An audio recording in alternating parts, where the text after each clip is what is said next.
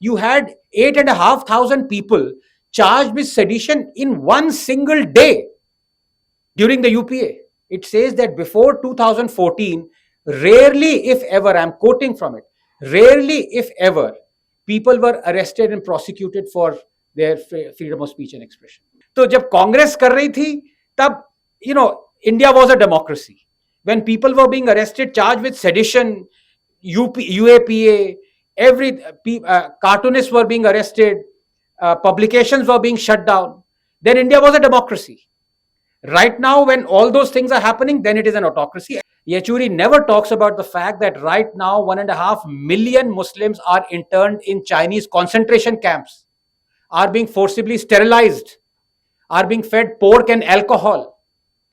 Has any media, foreign or national, dared to ask Yechuri, why have you not talked about these? For the last 7 months, the whole world, including many foreign publications, Al Jazeera especially, basically shilling for Hamas. Let's be very honest about it. They are supporting terror organizations. They are not even willing to look at the Hamas charter that specifically and publicly and proudly states that we are for the obliteration of Israel. Morning, everyone. Thank you so much, first of all, Suchiji, for having me at this incredible function and so many people in attendance. How much time do I have, Suchiji? Please, no time. No. I'm not a politician. So. No, 25 minutes. 25 minutes? Okay. So I'll possibly speak for about, I think, 10 minutes. And then I'd like to throw it open for questions. I think I'd like to make it as interactive as possible. And the more difficult questions, the better. As someone asked me once, sir, are any questions off limits? I said, no, the problem is, I hope as long as no answers are off limits. That's the biggest problem with me. So, first of all, thank you very much again, Suchiji, for inviting me. And heartiest congratulations, Umeshji, for this wonderful book. Gone through it. It really is written by, you can see it, the hand is of an expert who's been in this domain for more than quarter of a century, an academic to start with. And all of what he says is absolutely perceptive and true. How shall I contextualize it? It's difficult because Umeshji has actually said and left a very difficult task for those to follow him to speak on this subject. But, what he says is absolutely true. Absolutely true regarding the foreign media and increasingly absolutely true regarding the national media.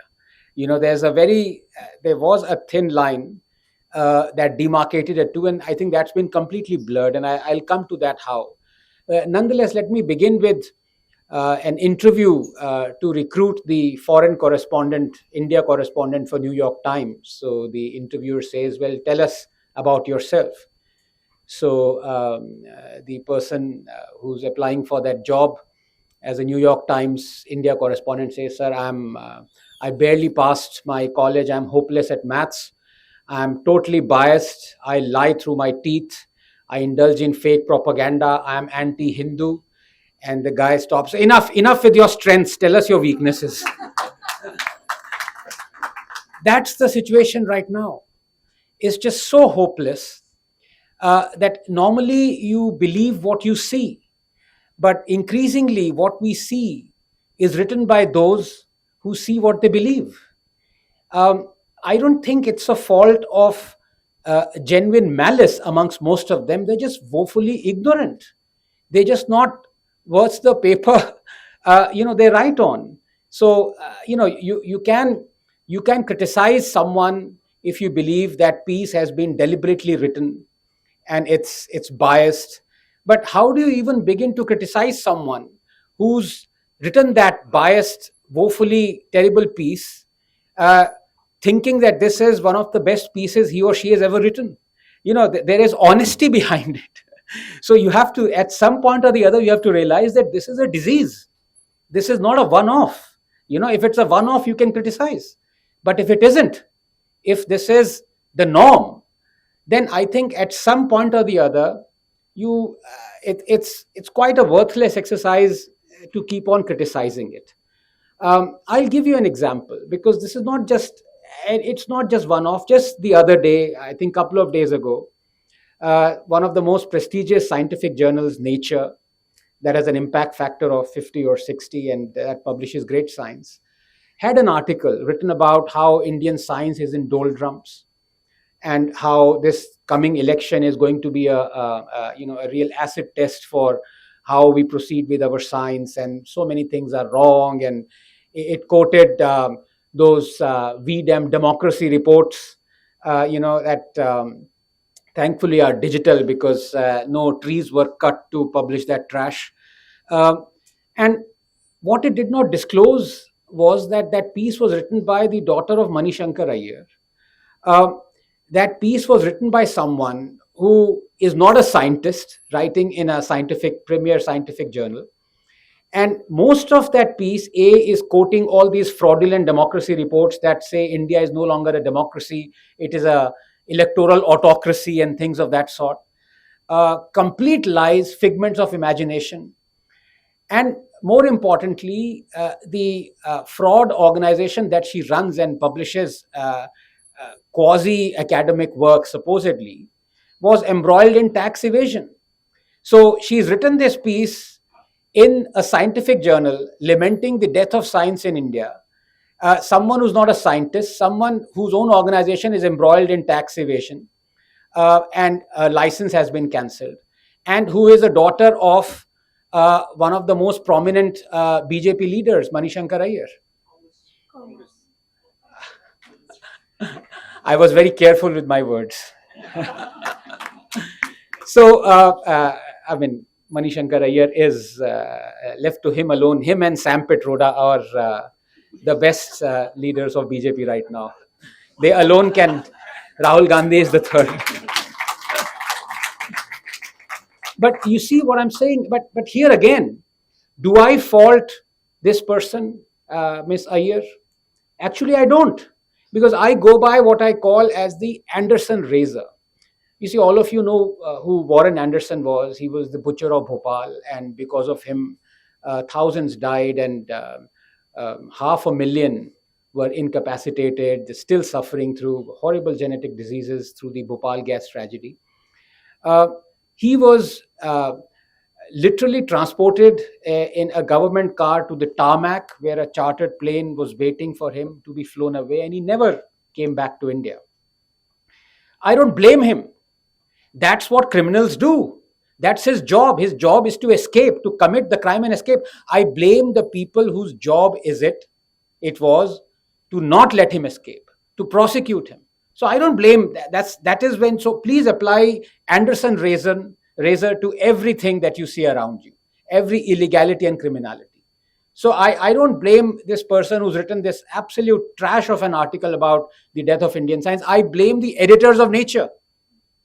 They should have had the perception or perceptiveness to actually see that, look, what is this absolute rubbish, when parameter after parameter is showing that Indian science is doing better than ever before, in space science, in metallurgy, in biology. You look at the journals in which we are publishing, all the parameters. You look at the number of students, you look at the number of women scientists in STEM.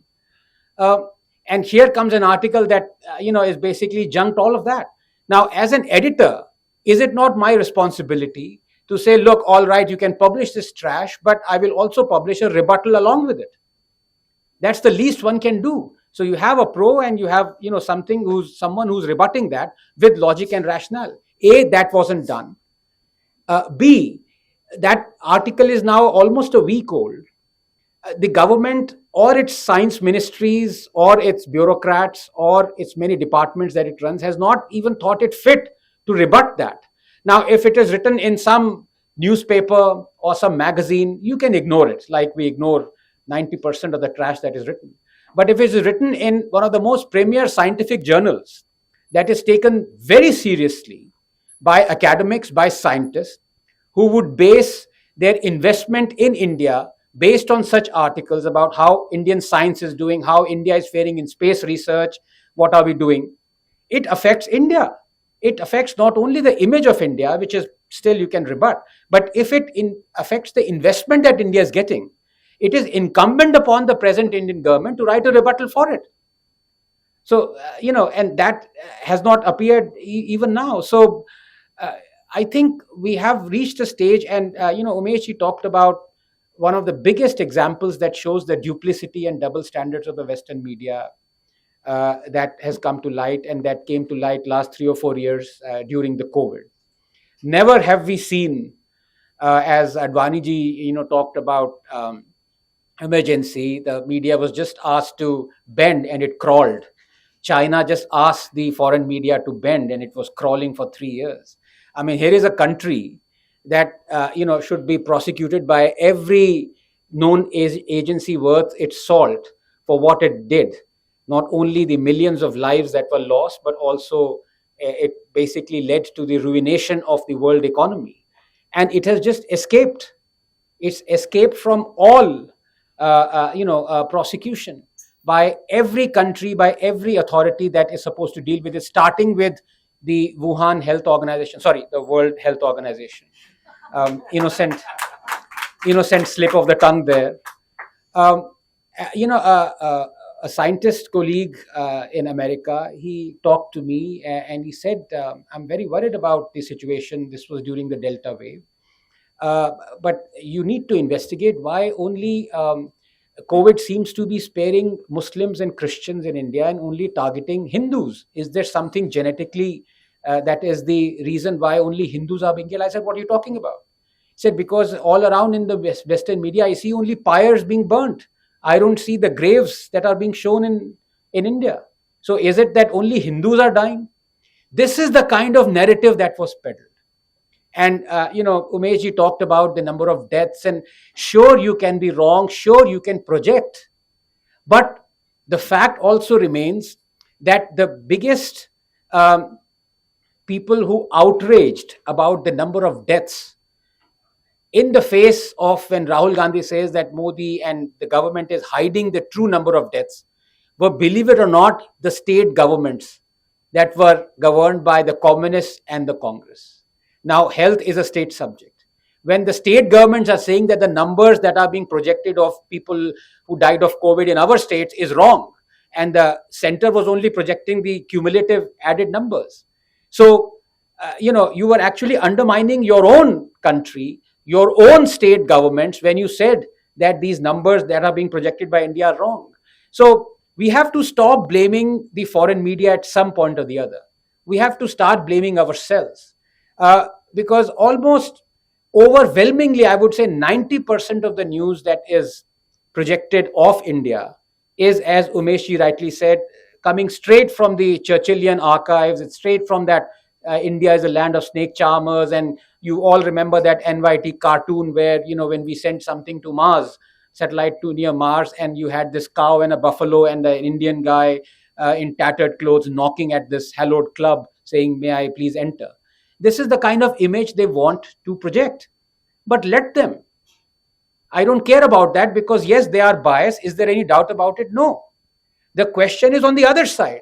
What are we doing? Why are we also peddling that same narrative? I mean, you saw about how New York Times had this front page coverage of the Kejriwal education model is one of the best models in the world, the health model.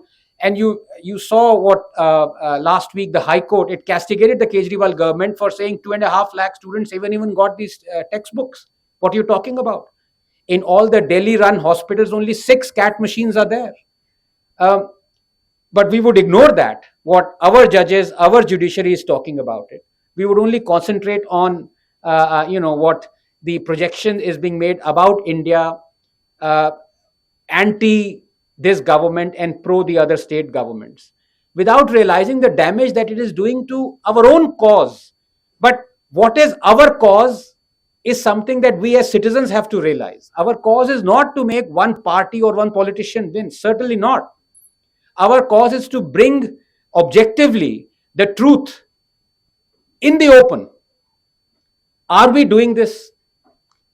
Yes, you can say that it is being done to some extent by the social media.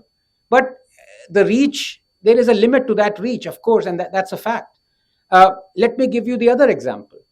The recent case where the foreign media is completely sold on this fact and intent upon that electoral bonds is the biggest scam perpetrated in India by the BJP, without disclosing the fact that the opposition party that has alleged this scam being perpetrated by the BJP, the Congress, got 1,600 crores from the same electoral bonds, without disclosing the fact that Trinamool Congress also got to the tune of nearly 2,000 crores or however much it was.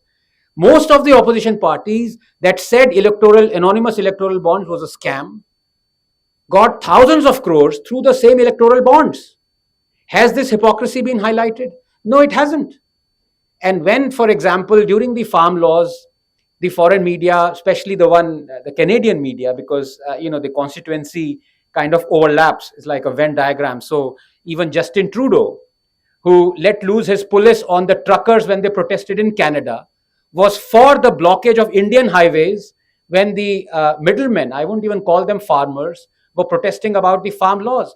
Did any foreign media say that exactly, almost verbatim, those 3 farm laws that Modi brought in? Number 1, give a choice. Instead of APMCs, the farmers can go to a private marketplace to sell their produce, which all businessmen do. Number 2, to remove the draconian measures of the Essential Commodities Act. And number 3, to have contract farming. Did any foreign media, from NYT to WAPO to anybody else, Guardian, BBC even, disclose the fact that almost verbatim these 3 farm laws were there in the manifesto of most opposition parties, including the Congress? Nobody knows this fact, that agricultural ministers during the UPA wanted these very farm laws, these very farm reforms. In fact, in the Congress-ruled Punjab then, Captain Amrinder Singh had already implemented the Contract Farming Act. Reliance was being given hundreds of crores for contract farming. But the moment Modi brought this, everything turned to dust and everything was wrong and corrupt, and you had farmers being beaten and thrashed and everything. The fact of the matter is, I don't care about the bias and the fake narrative that is being spread from 2014 onwards, starting with the Christians under attack. I don't care about that because that's their job. You see, for example, Bollywood actor loves his wife. You would have an article written on it. You will have 10 eyeballs on it. You say, Bollywood actor caught cheating. You will have 100,000 reads on it. The media, the whole structure goes on eyeballs. So it's their job to lie and to spread fake narrative. What is our job? Why were the farm laws repealed? That is my objection to it. We should have put the government in the dock for doing something that was patently wrong. Did we do so? No, we didn't. So who suffered in the end? It was a double whammy. First, we suffer through the fake narrative, and then we suffer actually when politicians don't act in national interests. I think I should end there because the examples are thousands, tens of thousands. But if there are any questions, I would love to take and discuss. We have about 10 minutes, I think. Yeah. Thank you so much. Yes. How do you see the media in the next 5 years? Since the Modi government is ruling for like 10 years now and they are going to come back. So how are they going to cope up with this digital media, the likes of Newsweek and everyone? So how they are going to deal with this in the next 5 years? I think the way they have dealt with it in the last 10 years, they just don't care. And to be honest, it used to really get my goat initially. Especially during, I'll tell you, the first example of this spreading the narrative, fake narrative, was Christians under attack. And Times of India and a host of other channels, especially the leftist media, carried this, that Christians are under attack and, their churches are being vandalized. 3 months of this incessant fake narrative later, it came out that they were all normal burglaries. There was normal arson. And there was more of such burglaries and arsons during the Congress than there was during the NDA. But the government did not provide this data for 3 months. Had the government provided this data, people would have seen that, look, this is complete fake narrative. So I don't think the government cares about it, and it damages to an extent, but we've seen so much of it that now we've started ignoring it. So I think the government doesn't really care. It's going to ignore it in the coming days and weeks as well. Yeah. So apparently the saga of COVID is not over yet. And nowadays we are seeing that the opponents are trying to create an atmosphere where people will try to feel that this is a dystopia. And everybody is trying to become a hematologist now. So can you put some comment on this side effects of COVID which they are studying? Yeah. So, as with every medicine, every medical intervention, there are side effects as well. I mean, any medicine that you take, uh, during the testing, it turns out that a small fraction of people either die from that medicine after taking that medicine or are severely debilitated. That goes with every medicine. It's not just restricted to any vaccine. In the case of Covishield, as it turns out, you are as likely to randomly die of a lightning strike than you are to get a heart attack through embolism through Covishield. The chances are the same, 5 in a million versus, I think it's two in a million who die of lightning strike randomly, and 2 to 5 in a million who get embolism and then get heart attacks through Covishield. Now, the world runs through this. If you were to take into account every debilitating effect that a medicine takes and say, look, I will not pass this medicine for general use, the world will be without all medicines, period. It's a fact of life. You look at, for example, during chemotherapy, the medicine, I mean, they have tremendous effects, side effects, 10 to 15%. But even the normal medicines, antibiotics, erythromycin, rifamycin, anti-TB drugs, they have 1 to 2% of severe side effects. Still, we take it because the world works on cost benefit analysis and statistical significance. And in both cases, the COVID vaccines were considered, and still I would consider, as safe for human use. Sir मेरा question जैसे media से related है जो world press freedom index करके भी जारी हुआ है रिसेंटली उसमें जो वर्ल्ड को जैसे इंडिया को मीडिया को जो दिखाया था कि हमारे यहाँ मीडिया का जो स्थिति है वो सबसे नीचे है जैसे कि पहले 161 था और 159 अब जाके रैंक हो गई है बट उन्होंने ये भी रिपोर्ट में दिखाया कि इंडिया को जो अनऑफिशियल इमरजेंसी टाइप हो गई है पॉलिटिकल्स और बिजनेसमैन के साथ तो क्या सर वर्ल्ड कैसे इंडियन मीडिया को प्रोजेक्ट करे बट इंडियन मीडिया में तो ऐसा है नहीं इवन कि पाकिस्तानी मीडिया को इंडियन मीडिया से अच्छा दिखाता है या वो तो फैक्ट है even Pakistan and even Palestine Gaza came out better than India in World Happiness Index. Can you imagine Gaza? People in Gaza and Venezuela are happier than Indians. तो इसका क्या क्या वही मैंने आपको नेचर में जो अभी छपा है उसका एग्जांपल दिया. अगर आप वो रिपोर्ट पढ़ें, प्रॉब्लम ये होती है कि लोग कोट कर देते हैं कि भाई ये वीडम रिपोर्ट स्वीडन में छपी है और इसमें 300 रेफरेंसेस दिए हैं तो ठीक ही होगी. You know, if you read it, you read exact text of it, and when it says that India is no longer a democracy, functional democracy, it says that before 2014, rarely if ever, I'm quoting from it, rarely if ever, people were arrested and prosecuted for their freedom of speech and expression. Can you imagine? जो ये पिछले 10 साल में हुआ है, and I've been documenting, of course हुआ है, because we have laws that promote stifling of freedom of speech and expression. People, of course, have been arrested wrongly. But to say that everything started from 2014 and before that, nothing of this sort was happening is just complete blatant lie. You had 8,500 people charged with sedition in one single day during the UPA, during the nuclear power plant, protests. And you know what Chidambaram called them? Anti-national. तो जब कांग्रेस कर रही थी तब India was a democracy. When people were being arrested, charged with sedition, UAPA, cartoonists were being arrested, publications were being shut down, then India was a democracy. Right now, when all those things are happening, then it is an autocracy. And right now, India is an autocracy, not a democracy, only because of Modi. People are still ignoring what is happening in Bengal, in Kerala, in Punjab, when journalists are being arrested. Midnight knocks in Tamil Nadu, what Stalin is doing, what Pinarayi Vijayan was doing, the kind of draconian acts they are bringing on. The fact that the Kolkata High Court said, transfer this guy, alleged gang rapist, to CBI because we have no faith in the West Bengal police. They are in cahoots, hand in gloves with this. So then democracy is not in danger. So people can see through this. It's not a question of whether that report is right or wrong. Sure. Hi, sir. Just in the light of it, I'm a PhD candidate at SIS.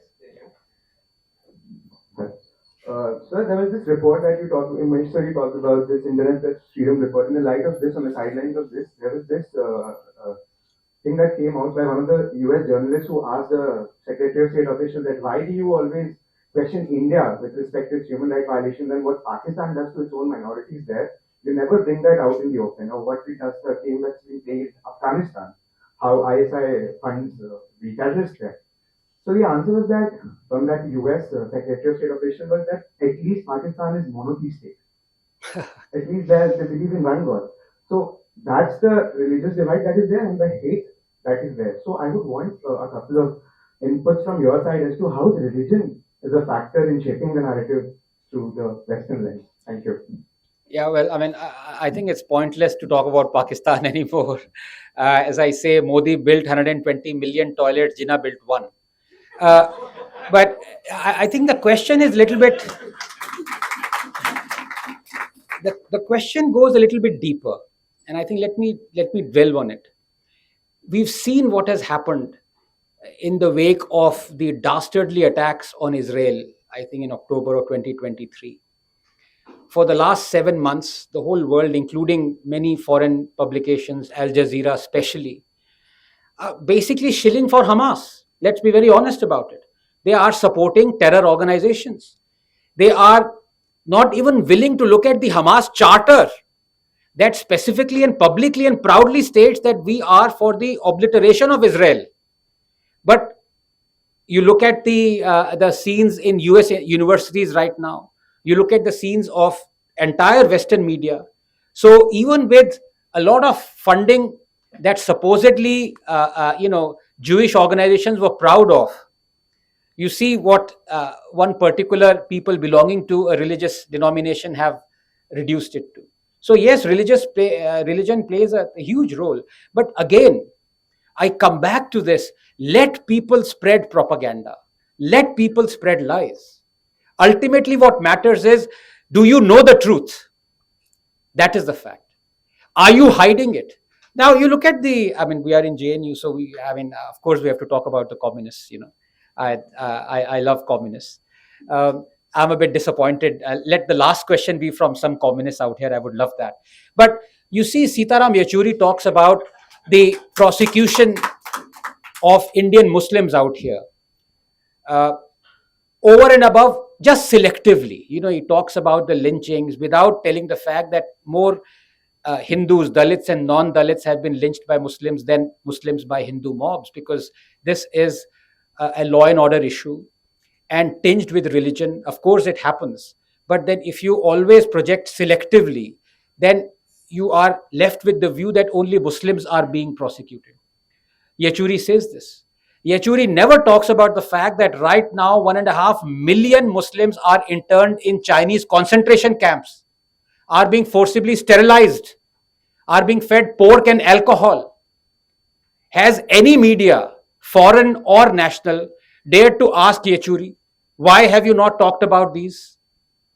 So the question is not about the foreign media. The question is about, and I'm not a diplomat, as you would have guessed by now. I believe diplomacy is the art of convincing the journalist that you're right. And I'm also not for India castigating other nations when other nations talks about our ills and our deficiencies. Sure, you must. The problem is with us. Why don't we talk about their deficiency? If America talks about human rights violations out here, fine and good. Why don't we ever talk about the human rights violation in America? Why don't we say, take care of your stock first? Why don't we ever say that 1 million Muslims are interned in Chinese concentration camps? Have you ever heard prime ministers talk about that? So we should look ourselves inwards and, we should stand up. Look, India is a global power. Of course, global powers make enemies. If we were Ethiopia or Eritrea, we wouldn't have any foreign media writing ill about us. The fact is that they fear us. They've begun to fear us economically, socially and otherwise, is because they've started this thing. But the question is, do we ourselves realize what sort of a power we are? I dare say we don't yet. Thank you. First of all, maybe I'm not the last one. I'm not Congress. My question is, what's your views on today's YouTube media? Yes. There are many personnel of media who has hired Ashtak or someone, and they are now running some YouTube channel and they have 10 lakh followers. Yes. And they are propagating anti-India and anti-media sentiment, anti-Modi government sentiment. Yes. All these things by government. So, left to me, look, I'm a free speech absolutist. Government has no business going after any person saying anything. That is my starting position. However, free speech absolutism also comes with four commonsensical caveats. One of them is, for example, you cannot disclose national secrets, of course, in the name of free speech. The other is you cannot shout fire in a crowded theater because that affects the lives, that puts the lives of other people in danger. You cannot incite people to violence and riots in the name of free speech. And four is defamation. You cannot lie blatantly, something which is not true. So, as far as defamation is concerned, if the government is worried, the government can take it to task, you know. But I think it is much rather for the government to realize that every person will either like something or dislike something logically or illogically. And it is incumbent upon the government to let people be. As far as the YouTube, the whole ecosystem right now is concerned, they're all, if you realize, they're catering to their own set of community and subscribers. They've realized now, even those people with 1 million, 10 million subscribers, and they've unwittingly tested it. If they say something that goes against that particular community, suddenly hundreds of thousands start boycotting and unsubscribing them. So there is a tremendous self-censorship amongst this YouTuber lot. They know they will start earning less money if they say anything that is even objectively correct about the community that forms most bulk of their subscribers. So it's a sham. It's not journalism. It's not objective. But should it be banned? Certainly not.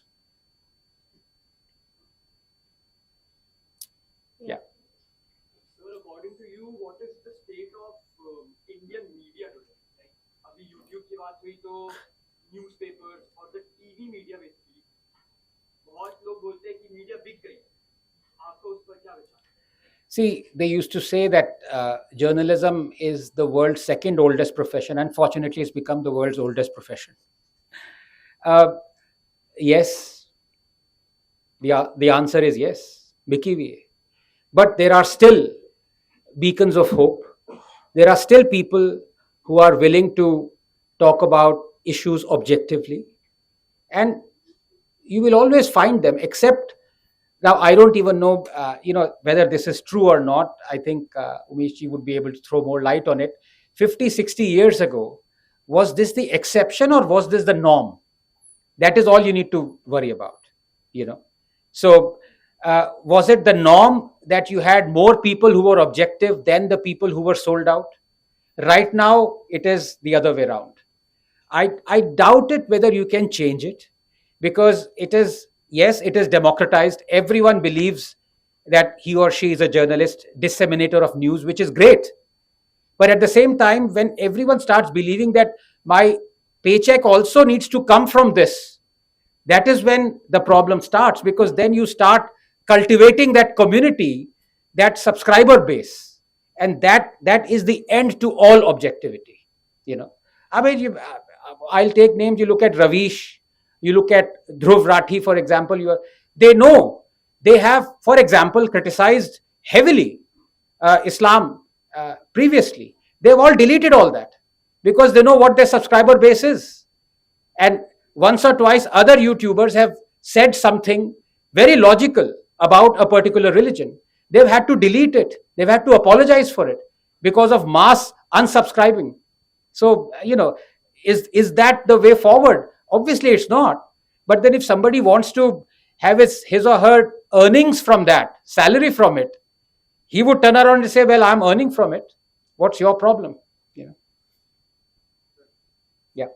When we talk about global communication system, and as the talk is about Western media ecosystem, Sir, the global communication system is actually run on Western platforms such as YouTube, Yes. Facebook, Twitter. Everything is owned by them, and it has been an historical evolution. When we talked about news agencies, like since Reuters, Havas, Yes. AFP, Wall. So, what do you think?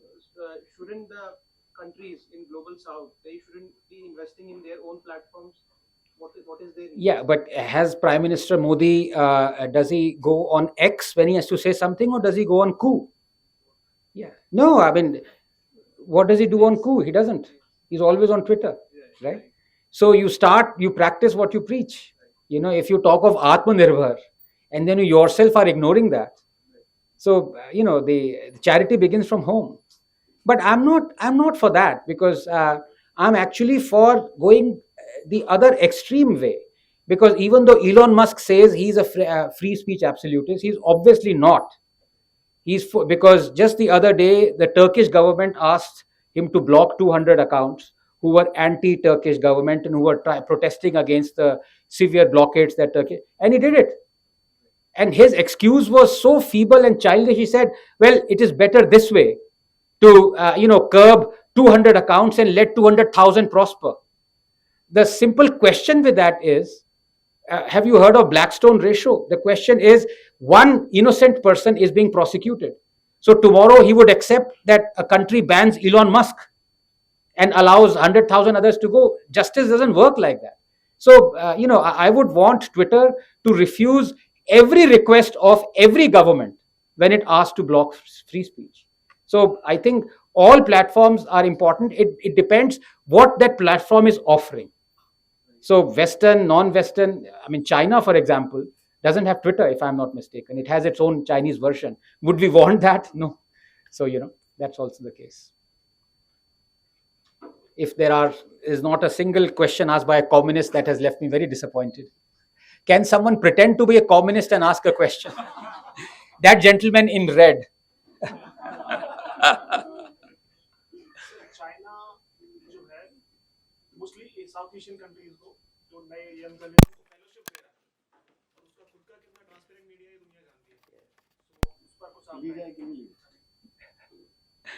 Look, China has shown, very cynically I say this, China has shown the way to tame the propagandist foreign media. It's through money. That's it. It showed the way in India through the Hindu, but worldwide it has shown the way through NYT and all the others. It just basically bought them. And आपने Covid की बात करी उमेश जी ने. You saw the coverage of NYT during COVID. You saw how China escaped the blame on every issue, health, politics, transport. Wuhan airport was left open deliberately, quite deliberately. And I'm not one of those who still believes that China actually made the virus. Certainly the virus escaped from the lab. As far as the jury is still out whether actually genetically engineered the virus, be that as it may, it should have been hauled over coals. It wasn't only because of the power of money. Yeah. I wanted to ask a question from Nilesh. Please. So I thank you so much. It's been absolutely wonderful interacting with you. Thank you.